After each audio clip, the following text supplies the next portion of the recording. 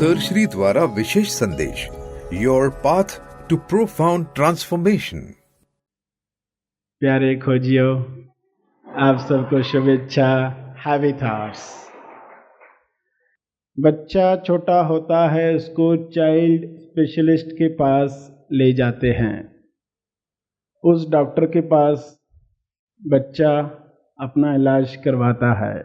माँ बाप के द्वारा वह इलाज चलता है। थोड़ा बड़ा होने के बाद फैमिली डॉक्टर इलाज करना शुरू करता है और कुछ बड़े होने के साथ, कुछ विशेष तकलीफ़ों के साथ कोई स्पेशलिस्ट आँख का, नाक का, थ्रोट का, कोई डेंटिस्ट आएगा, अलग अलग तरह के डॉक्टर्स आएंगे। और अगर मन में कोई परेशानी है तो साइकोथेरापिस्ट होगा, साइकेट्रिस्ट होगा, वो कुछ बातें बताएगा, काउंसलिंग होगी। ऐसे कई तरह के रोग सामने आते हैं जब कुछ कीटाणुओं की वजह से, कुछ मान्यताओं की वजह से, कुछ अज्ञान की वजह से उनका इलाज किया जाता है डॉक्टर्स के द्वारा।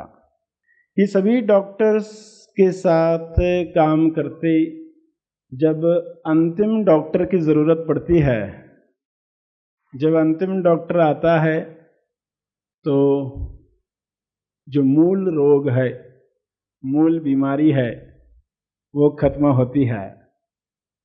क्योंकि अंतिम डॉक्टर सोल की खोल उतार देता है, सोल की खोल निकाल देता है, क्योंकि वह खोल मूल रोग है। अंतिम डॉक्टर के पास जाने की चाहत जब होती है तब एक विशेष अवस्था आई हुई होती है। जब तक रोग की पहचान नहीं हुई है तब तक तो इंसान डॉक्टर के पास जाना भी नहीं चाहता, वो रोग भुगतते रहता है। कौन सा रोग इंसान को लगा हुआ है, कौन सी सबसे खतरनाक बीमारी इंसान को लगी हुई है, कोई कैंसर कहे तो वो गलत कह रहा है।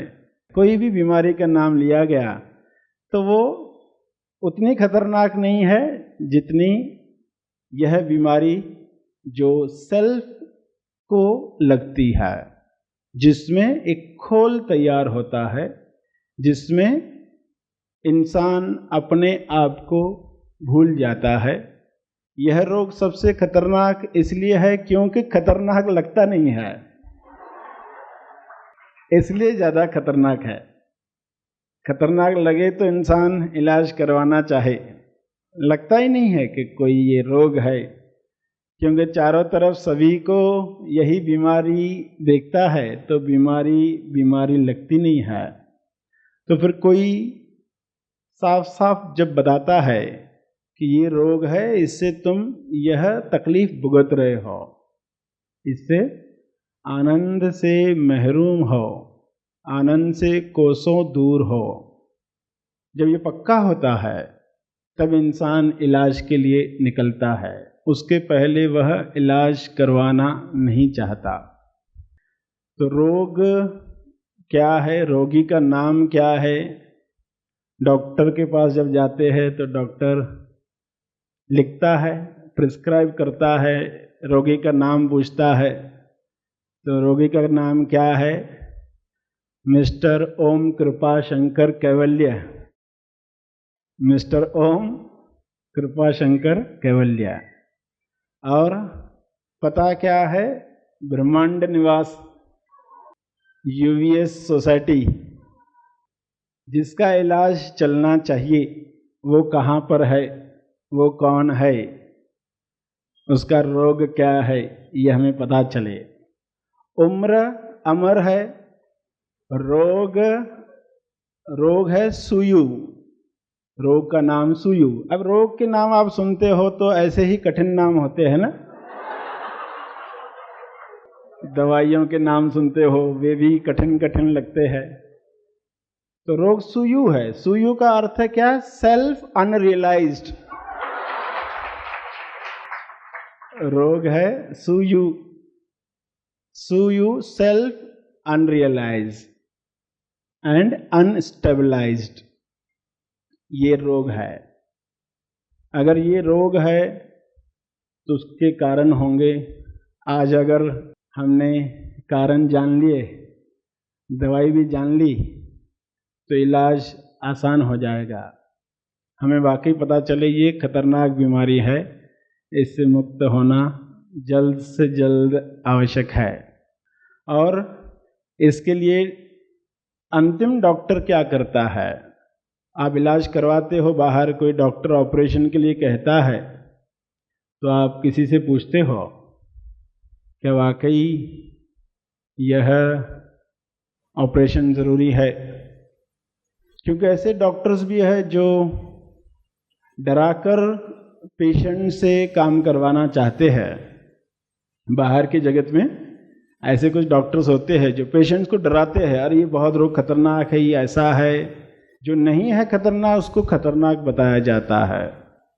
तो ऐसे कुछ डॉक्टर, खास करके बच्चों के डॉक्टर, कि माँ बाप बहुत डरे हुए पहले से ही बच्चे के मामले में, तो कहेंगे देखो तुमने ये नहीं किया तो बच्चे को खतरा है, जान का खतरा है, माँ बाप बहुत डर जाते। तो ऐसे डॉक्टरों से बचने के लिए कुछ नियम बनाए गए हैं कि सेकंड ओपिनियन लेना चाहिए। अध्यात्म में भी गलत सत्य के नाम पर शरीर की कसरतें करवाकर लोगों को भ्रमित किया जाता है। तो उनमें अटकने के पहले इंसान को अगर हैबिट है, पहले तैयारी करे, पहले देख ले। जिसको डॉक्टर की पहचान है उसे कोई दिक्कत नहीं आती, वरना डॉक्टर कान की मैल देख रहा है और उसे लग रहा है कि कान में जो बाली है उसे देखा जा रहा, तो वो ठीक करने लगता है। तो उसे पता ही नहीं है कि अंतिम डॉक्टर जो है वे तुम्हारे शरीर की नहीं, तुम जो हो उसका इलाज करते हैं, शरीर से लेना देना नहीं है। तो जब इस तरह की तैयारी हो गई तब इलाज बहुत आसान हो जाता है। अंतिम डॉक्टर क्या करता है? यानी जो सोल की खोल निकालता है। एक डॉक्टर अन्नमयी शरीर का होता है, प्राणमयी शरीर का होता है, एक डॉक्टर मनमयी शरीर का होता है। ये शरीर से संबंधित डॉक्टर्स है। जो आनंदमयी शरीर की तरफ ले जाए, विवेकमयी शरीर को जगाए, उस डॉक्टर का रोल क्या है, वह कैसे इलाज करता है, ये हमें समझना है। तो रोग क्या है एक उदाहरण से समझ में आएगा, और ये खतरनाक क्यों है ये भी पता चलेगा, और डॉक्टर कैसे इलाज करता है। उदाहरण में ऐसे है कि एक इंसान जिसको पसीना आता है, पसीना कैसा है कि जब चेहरे पर पसीना आता है वो पसीना सूख कर चेहरे पर वो एक रूप लेता है, वह हार्ड होता है, सख्त हो जाता है और एक खोल तैयार करता है, एक मास्क तैयार करता है, एक मुखौटा तैयार कर लेता है। यानी इंसान पसीना आने से पहले जो था वो था, मगर पसीना आया, पसीने से एक रूप तैयार हो गया। कभी वह अपने आप को स्त्री कहता है, कभी वह अपने आप को पुरुष कहता है। जैसा रूप देखता है वैसा अपने आप को मान लेता है। कभी अपने आप को स्मार्ट कहता है, कभी अपने आप को खूबसूरत कहता है, कभी काला कहता है। ये बदलते रहता है। इसलिए वह जो एक्चुअली है वह उसे पता नहीं चलता, क्योंकि पसीने से ये होता है उसे पता ही नहीं। पसीना रूप बदल रहा है ये उसे पता नहीं है। तो फिर कभी टिंगना है, कभी लंबा है, कभी इंजीनियर है, तो कभी टीचर है, कभी फौजी है। ऐसे रूप बदलते रहता है। पसीने की वजह से एक खोल आता है, एक नकली मुखौटा, एक नकली चेहरे पर आ जाता है और वही चेहरा वह अपना मान लेता है। पसीना आते रहता है क्योंकि पसीना क्यों आता है उसका इलाज उसने किया ही नहीं, उसे पता ही नहीं ये रोग है, इसलिए खतरनाक है। पता होता तो कुछ इलाज किया होता। और ये सब रूप अलग अलग बनते रहते हैं। कभी उसे खोजी का चेहरा मिलता है, जब खोजी का चेहरा मिलता है तभी उसे गुरु की याद आती है, उसके पहले उसे गुरु की याद आती नहीं है। तो खोजी जिस दिन बनता है उस दिन वह जाता है इलाज के लिए, उसके पहले तक तो वो जाता ही नहीं था। क्योंकि क्या करेगा, अगर वो अपने आप को हिंदू मानता है तो मंदिर जाएगा, अगर मुसलमान मानता है तो मस्जिद जाएगा। हर एक अपने अपने स्थान पर जाने वाला, जो अपने आप को मान रहा है। अब जिस दिन उसने खोजी जाना तब वो कहाँ जाएगा, तब वो सत्संग जाएगा। तो मुझे खोज करनी है, उसके पहले तो सत्संग जाएगा नहीं। अपने आप को कुछ अलग मानकर बैठा है, व्यापारी हूं तो फिर दुकान पर ही जाएगा। ऐसे जिस दिन उसके मन में विचार आया मैं तो खोजी हूं, तो वह सत्संग जाता है, गुरु के पास जाता है और गुरु से सवाल करता है कि मुझे ऐसे लगता है कभी कभी कि जो मैं देख रहा हूँ मैं पहले ही देख चुका हूँ। कभी ये सवाल आते हैं मैं कौन हूँ, कभी ये लगता है कि कहीं ये सब सपना तो नहीं चल रहा है, कभी ऐसा लगता है कि सपने में जो कर्म हो रहे हैं क्या उसका भी फल मिलता है। ऐसे सवाल आते रहते हैं।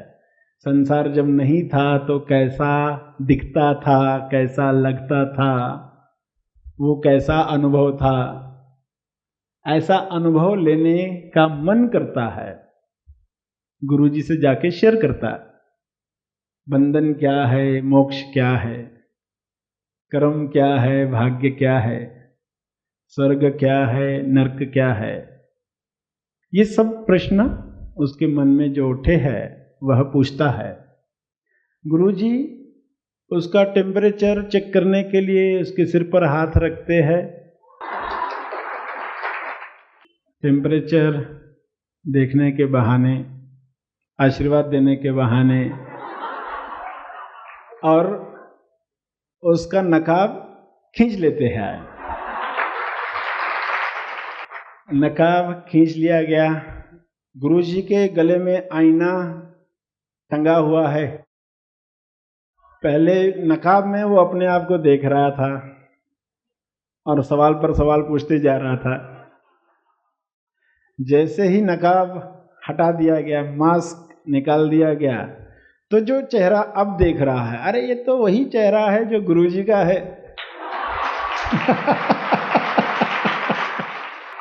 कैसा आश्चर्य है, पेशेंट ही डॉक्टर है।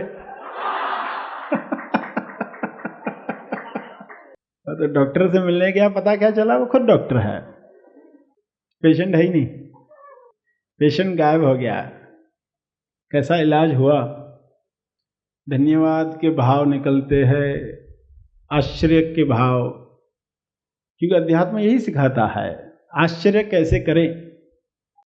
अब बड़ा खुश है, मगर गुरुजी कहते हैं जल्दी खुश मत हो जाओ, पसीना आना बंद नहीं हुआ है।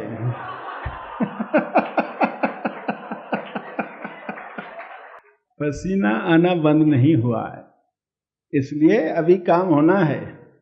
अपने आप को जान लिया, सेल्फ रियलाइजेशन। सुयू जो रोग था उसका पहला पार्ट पूरा हुआ। सेल्फ अनरियलाइज्ड रोग था, रियलाइज्ड हुआ तो आगे स्टेबलाइज्ड भी हो, यानी पसीना आना बंद हो। जिस पसीने से खोल तैयार होता है, कौन सा पसीना? शरीर को जो पसीना आता है वो आते रहे, उस पसीने की बात चल रही है जिससे मास्क तैयार होता है। ये एक एनालॉजी, एक उदाहरण के द्वारा बताया जा रहा है कि ये पसीना आता है, उससे नकली नकाब तैयार होता है और इंसान अपने आप को वही मान लेता है। तो गुरुजी बताते हैं कीटाणु पसीने के जो हैं वे क्या है। पहला, जो पास्ट से जुड़ा हुआ है, भूतकाल से जो जुड़ा हुआ है, बचपन से, परवरिश से, माँ बाप से, जीन से आए हुए पैटर्न्स, वृत्तियाँ, टेंडेंसीज, आदतें, ये पहला कीटाणु है जिस वजह से ये रोग होता है। 4 कीटाणु जैसे बताए, तो पहला पैटर्न है, वृत्तियाँ, टेंडेंसीज, जो बचपन में हुई घटनाओं की वजह से, कुछ प्रोग्रामिंग हो जाने की वजह से इंसान अपने आप को वही मान लेता है। दूसरा संग है। आज वर्तमान में कुसंग में अगर है, उसका असर पड़ता है। वर्तमान में किस वातावरण में वह है, कुसंग में है अगर, तो बहुत आसानी से इंसान अपने आप को जो वह नहीं है मान लेता है। जिन लोगों के बीच में आप रहते हो उनकी बातें सुनो और देखो कितना जल्दी उन बातों का असर आप पर होने लगता है। कुछ मित्रों के साथ बैठे, कुछ सहेलियों के साथ बैठे, उनकी बातें चल रही है अगर फिल्मों की, फैशन की, यहाँ वहाँ की चर्चा, कंपैरिजन, ईर्ष्या, जेलसी, तो बहुत जल्दी ही आप देखते हो कि आपके मुंह से भी ऐसे कुछ शब्द निकलने लगते हैं। अगर आप सजग हो, बहुत सजग हो, तो ही आप उस संग में कीटाणु रहित हो सकते हो, वरना उसका इन्फेक्शन हो ही जाता है। बहुत सावधान रहना होता है कि कोई भी वायरस उनसे आपकी तरफ न आए। तो प्रिवेंशन करने के लिए कहा जाता है, प्रिकॉशन रखने के लिए कहा जाता है, किस संग में रह रहे हो, कुसंग से बचना है। वर्तमान में किस संग में हो। और अगला कीटाणु है वर्तमान में बेहोशी का। जल्दी इंसान बेहोश हो जाता है, तो बेहोशी, नींद आ जाती है, बात करते करते सामने वाले की बातें सुनकर नशे में चले जाते हैं, अतेश के नशे में चले जाते हैं, भक्ति का नशा उतर जाता है और बेहोश हो जाते हैं। और फिर चौथा, आखिरी, अज्ञान। भविष्य का अज्ञान, भूत का अज्ञान, वर्तमान का अज्ञान।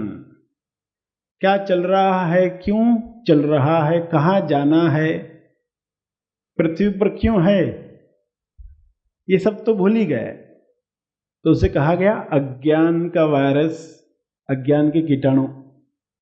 तो पहला पी पर था, पैटर्न था, दूसरा एस पर था, संग पर था, तीसरा एन पर था, नींद बेहोशी पर था, चौथा ए पर था, अज्ञान पर था। PSNA, पसीना जो आता है इंसान को,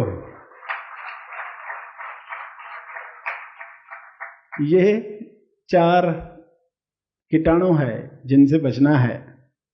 टेम्पररी इलाज कोई बताता है, पहाड़ पर चले जाओ, वहाँ खूब हवा चलती, पसीना नहीं आएगा, सन्यासी बन जाओ, संसार में रहो ही मत, इन्फेक्शन होगा ही नहीं।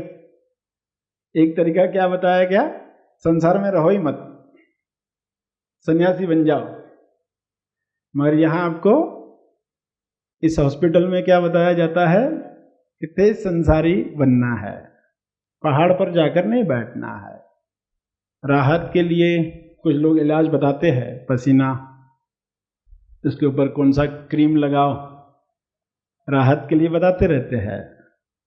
मगर जो अंतिम डॉक्टर है वो क्या कहेगा कि तुम्हें साधना का टॉवेल यूज करना पड़ेगा। जितना ज्यादा हो सके। घटना में पसीना छूटता है, तुरंत साधना शुरू हो गई, टॉवेल का इस्तेमाल किया, पोंछ दिया। तो पहला कैप्सूल, पहला काम, टॉवेल का इस्तेमाल, नैपकिन का इस्तेमाल सही होना चाहिए। पसीना आया नहीं कि पोंछ लिया, तो रूप बना नहीं, अरूप ही रहे, वरना उलझ सकते थे। पहली स्टेप सही हमने उठाई, संतुलित किया, अंदर जो इम्बैलेंस्ड है उसे संतुलित करना शुरू कर दिया।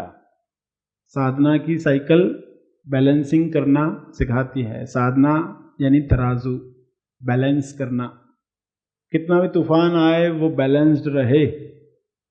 हर घटना में अगर साधना हो रही है तो पहला कैप्सूल हम सही इस्तेमाल कर रहे हैं तो तुरंत संतुलन हो जाए सब कुछ अंदर, वात कफ पित्त वीकेपी संतुलित हो जाए, तो एक्स्ट्रा जो पसीना आ रहा था जिससे रूप बन रहा था वो बंद हो जाएगा। जो भी सिन हो रहे थे, सिन यानी पाप कहा गया है, पाप यानी अष्टमाया, मैं मेरा मुझे तू तेरा तुझे वह उन्हें, सिन जुड़ गया उसके साथ, क्योंकि व्यक्ति मानकर जीने लग गए, अलग मैं का राग चलने लगा। सिन वही है, पाप वही है। तो इस पाप कर्म से बचने के लिए कहा गया है, मगर इंसान कुछ अलग बातों को पाप कर्म समझ लेता है। वो तो अज्ञान की वजह से, बेहोशी की वजह से, कुसंग की वजह से, पैटर्न्स की वजह से होते हैं। मूल बात पर काम किया तो सभी पापों से मुक्त हो जाएंगे। मूल रोग जो चेहरा गलत मान लेते हैं, अपना चेहरा गलत मान लेते हैं, वो मूल रोग है। और वो पसीने की वजह से आता है, और पसीना 4 कीटाणुओं की वजह से आता है। तो इन चारों को खत्म करना है तो ये ज्ञान बड़ा काम करेगा, कैप्सूल काम करेगा, साधना काम करने वाली है। उसके लिए अगला कैप्सूल टॉवेल का इस्तेमाल किया, तो फिर स्वदर्शन यानी मौन में जाना जब हम शुरू करते हैं, स्वदर्शन, मौन में कुछ 20 मिनट भी इंसान बैठता है तो पहले कुछ मिनट्स तो सेट होने में लगते हैं, 5 मिनट पहले सेट होने में लग जाएंगे, आखिरी 5 मिनट अभी उठना है ये ख्याल शुरू हो जाएंगे, बाकी 10 मिनट ही बचते हैं। इसलिए 10 मिनट नहीं कहते, 20 मिनट कहते हैं कि 20 मिनट स्वदर्शन हो, स्वध्यान, ध्यान नहीं स्वध्यान, स्वदर्शन। अगला कैप्सूल जो है स्वदर्शन का है। तीसरा है स्वसेफ दर्शन। स्वसेफ दर्शन यानी एक ऐसे वातावरण में काम करना जो सेफ है, यानी सेवा में जब आप आते हो, कुछ समय देते हो, तो वो सेफ दर्शन है। यहाँ आपको हर घटना पर अपने आप को ही देखना पड़ेगा, क्योंकि वातावरण ही वैसा है। आपको स्वदर्शन करना होगा कि ये मैं क्यों कर रहा हूँ, कहाँ अहंकार को ठेस पहुँची। और फिर अगला कैप्सूल चौथा, श्रवण। 1 घंटे का श्रवण कहा जाता है, क्योंकि इस श्रवण से ही इन सब बातों का पता चलेगा। इस वक्त भी आप श्रवण ही कर रहे हो और साफ साफ दिखाई दे रहा है कि रोग क्या है, कीटाणु क्या है और दवा क्या है, तो फिर उस पर काम शुरू हो जाएगा। फिर देरी नहीं करोगे, तो वहाँ पर फिर अगला श्रवण का आता है। श्रवण के बाद आता है इंसान हर रात आत्म परीक्षण करे, रात में मनन करे, दिन भर क्या हुआ, रात को सोने से पहले एक बार देख ले, तो वह मनन, वह तेज मनन बड़ा काम करेगा। आज प्रवचन में क्या क्या बताया गया, आज क्या क्या घटनाएं हुई, कहाँ साधना याद आई, कहाँ पर पसीना ज़्यादा आया, कहाँ पर अपने आप को शरीर मान लिया, तो ये मनन होगा, तेज मनन। अगर ज़्यादा लोग आपके मित्र सत्संगत में नहीं है तो वे भी लोग सत्य के साथ कैसे जुड़ें, इसका ख्याल रखोगे। क्योंकि जितने ज़्यादा लोग सत्य से जुड़े हुए हैं उतना ज़्यादा समय आप सत्संगत में रह सकते हो। आज कोई कहे कि मेरे दोस्त कोई तो सत्य के साथ जुड़ा हुआ नहीं है तो मुझे ऐसी संगत कहाँ मिलेगी, मेरे ऑफिस में तो वैसे लोग नहीं है, कॉलेज में तो वैसे लोग नहीं है, पड़ोस में तो वैसे लोग नहीं है। तो हमारा प्रयास रहेगा कि वे भी आज नहीं तो कल श्रवण करना शुरू करें, सत्य के साथ जुड़ें। तो सत्संगत कितनी करनी है हर एक का बता, कोई 1 घंटा है, कोई 20 मिनट है, सत्संगत जितना पॉसिबल हो। हमारे घर के भी सभी लोग अगर सत्य से जुड़े हुए हैं तो ऑटोमेटिक हम उसी वातावरण में रहते हैं, उसका बड़ा लाभ होता है। और फिर 7वां नंबर स्मरण इस बात का कि मैं शरीर नहीं हूँ, ये जो चेहरा दिख रहा है ये मैं नहीं हूँ। ये स्मरण अगर चलता रहे, आप शरीर नहीं हो, आप भोगता नहीं हो, तो फिर जो निर्णय लेंगे तुरंत याद आएगा। ये निर्णय लेते वक्त मैंने अपने आप को क्या मानकर निर्णय लिया, तो ये है स्मरण। और 8वां वह है प्रेम। स्वास्थ्य के प्रति प्रेम अगर आपको है, सत्य के प्रति प्रेम अगर आपको है, तो आप तुरंत रोग से मुक्त होना चाहोगे। तो इस प्रेम को बढ़ाया जाए, पहचान बढ़ाई जाए। तो ये 8 बातें आपको बताई गई। पहले पर टॉवेल यूज करना है साधना का, और फिर दूसरे नंबर पर बताया स्वदर्शन, कैसे 20 मिनट हम उसमें रहें। कुछ पेशेंट्स के लिए टाइम बढ़ाया जाता है, कुछ के लिए कम किया जा सकता है, कुछ चेंजेस आती है, मगर इन जनरल क्या क्या होता है आपको बता दिया गया। तीसरे नंबर पर स्वसेव दर्शन है, यानी सेवा का है। चौथे पर श्रवण भी है। 5वें पर रात को आत्म परीक्षण भी है। 6ठे पर सत्संगत भी है। 7वें पर स्मरण है और 8वें पर प्रेम है।